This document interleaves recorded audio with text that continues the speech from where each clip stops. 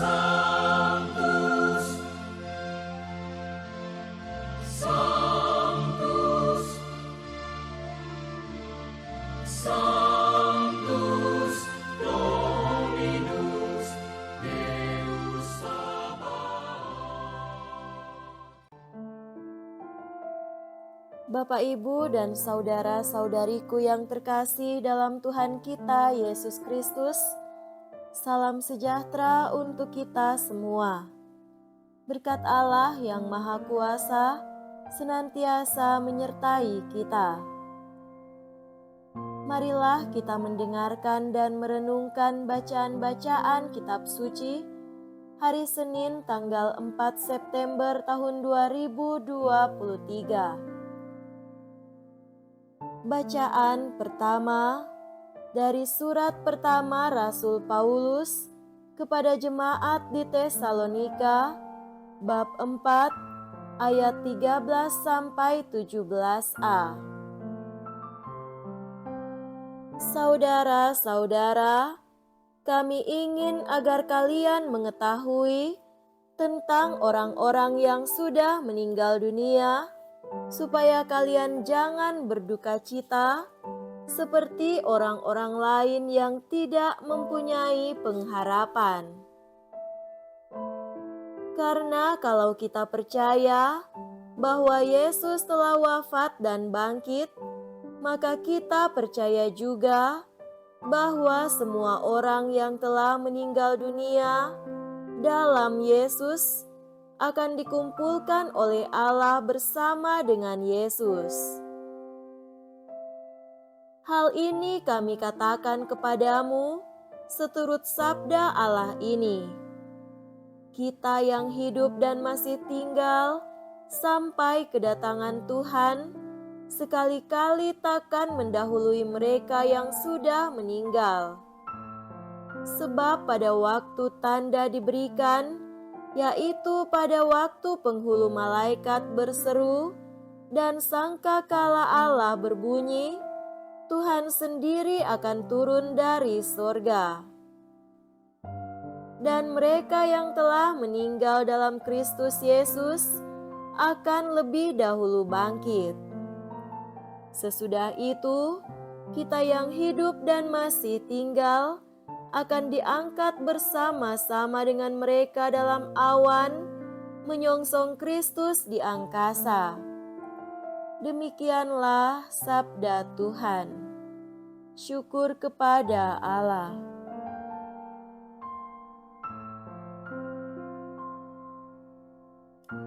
Semoga Tuhan beserta kita sekarang dan selama-lamanya. Inilah Injil suci menurut Lukas. Dimuliakanlah Tuhan. Injil Lukas bab 4 ayat 16 sampai 30.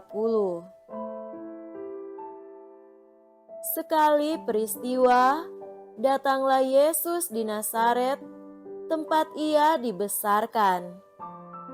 Seperti biasa, pada hari Sabat ia masuk ke rumah ibadat. Yesus berdiri hendak membacakan kitab suci. Maka diberikan kepadanya kitab Nabi Yesaya.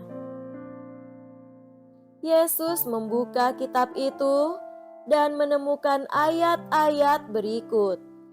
Roh Tuhan ada padaku, sebab aku diurapinya untuk menyampaikan kabar baik kepada orang-orang miskin. Dan aku diutusnya memberitakan pembebasan kepada orang-orang tawanan, penglihatan kepada orang-orang buta, serta membebaskan orang-orang yang tertindas.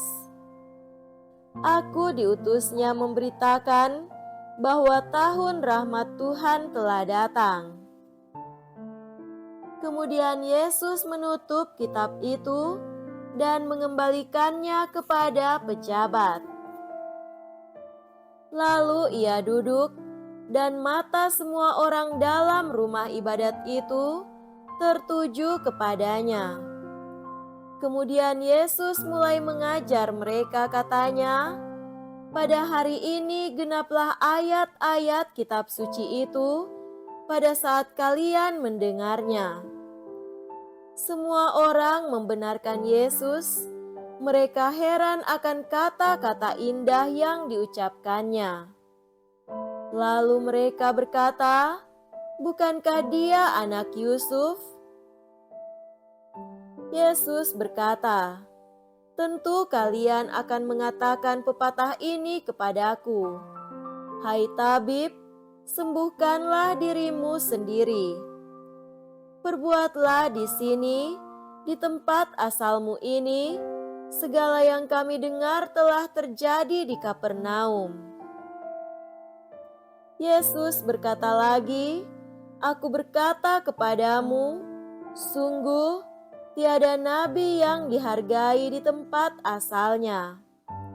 Aku berkata kepadamu, dan kataku ini benar, pada zaman Elia terdapat banyak wanita janda di Israel ketika langit tertutup selama 3 tahun dan 6 bulan, dan ketika bahaya kelaparan yang hebat menimpa seluruh negeri. Tetapi Elia diutus bukan kepada salah seorang dari mereka, melainkan kepada seorang wanita janda di Sarfat, di tanah Sidon. Dan pada zaman Nabi Elisa, banyak orang kusta di Israel, tetapi tiada seorang pun dari mereka yang ditahirkan, selain Naaman, orang Syria itu. Mendengar itu, sangat marahlah semua orang di rumah ibadat itu. Mereka bangkit lalu menghalau Yesus keluar kota dan membawa dia ke tebing gunung tempat kota itu terletak untuk melemparkan dia dari tebing itu. Tetapi Yesus berjalan lewat tengah-tengah mereka lalu pergi. Demikianlah sabda Tuhan. Terpujilah Kristus.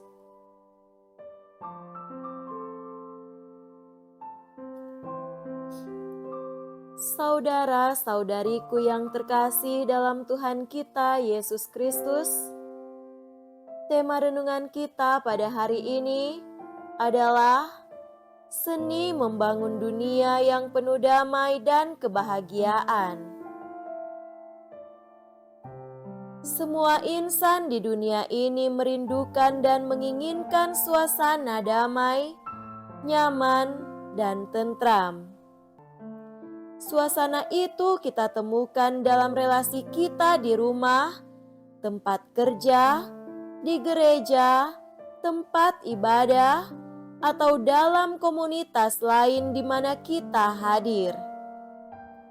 Melalui bacaan pertama hari ini, Paulus telah berupaya dengan cara memberi pengajaran bagi jemaat di Tesalonika yang masih rendah peradaban dan iman mereka.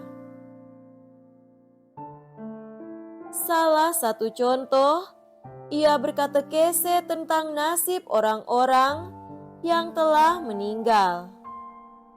Paulus mengajarkan dan menasihati agar janganlah kiranya mereka berduka cita seperti orang yang tidak berpengharapan.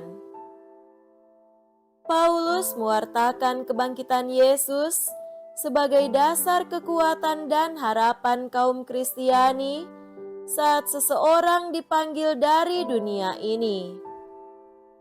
Paulus menekankan, barang siapa percaya pada Yesus yang wafat dan bangkit, ia percaya juga bahwa mereka yang telah meninggal dalam Yesus akan dikumpulkan Allah bersama-sama dengan Dia. Bagi Paulus, ajaran ini perlu mereka ketahui karena setiap kali ada yang meninggal, mereka memandang kematian sebagai akhir segala-galanya tanpa pengharapan sedikit pun. Ini salah satu contoh dari sekian masalah yang harus diselesaikan. Komunitas mereka adalah komunitas yang tertutup, sehingga itulah yang menjadi penghambat. Paulus berupaya membuka cakrawala wawasan iman mereka dari lilitan keterbatasan, dari ketidakpastian menuju pada titik harapan, dari egosentrik ke sikap terbuka dan menerima. Demikian halnya, komunitas Yahudi di Nazaret adalah tempat yang amat terisolir, kurang terbuka dan cenderung mempertahankan tradisi keyahudian yang amat kental, sehingga tak semudah itu menerima paham yang baru, ajaran baru atau orang baru. Saudara-saudariku, dua bacaan hari ini mempresentasikan kelompok yang tertutup pada pewartaan dan diliputi banyak masalah. Mereka cenderung mempertahankan pandangan atau pendapat sendiri. Fanatisme negatif dan kepicikan sungguh-sungguh menguasai mereka. Situasi itu menyulitkan Paulus dan Yesus untuk menembus batas. Mereka butuh tenaga, semangat ekstra untuk itu. Dalam Injil pun, Yesus mengalami kesulitan yang tak kalah sulit. Kehadiran mereka malah dipandang negatif. Belajar dari dua komunitas sulit ini, kita pun terdorong untuk mengamati situasi masyarakat kita zaman sekarang. Sering ditemukan berbagai masalah dalam komunitas atau lembaga karena di situ hadir tipe orang yang picik, tertutup, curiga dan cenderung main hakim sendiri. Inilah potret dunia kita saat ini yang masih membawa gaya lama, bahkan masih banyak kaum terdidik yang terlibat. Masyarakat gereja, keluarga, lembaga-lembaga keagamaan pun tidak lepas dari masalah ini. Ini adalah masalah kita. Maka langkah pertama adalah mengoreksi diri, memeriksa kecenderungan dalam diri. Setelah kita memperbaiki dan membersihkan diri dari kepicikan, pikiran negatif, prasangka buruk, kita terus belajar entah secara formal ataupun informal agar wawasan kita terbuka. Inilah modal besar untuk mengubah komunitas kita. 1-3 orang saja sadar diri, yang lain dapat mengikutinya. Semoga demikian. Amin.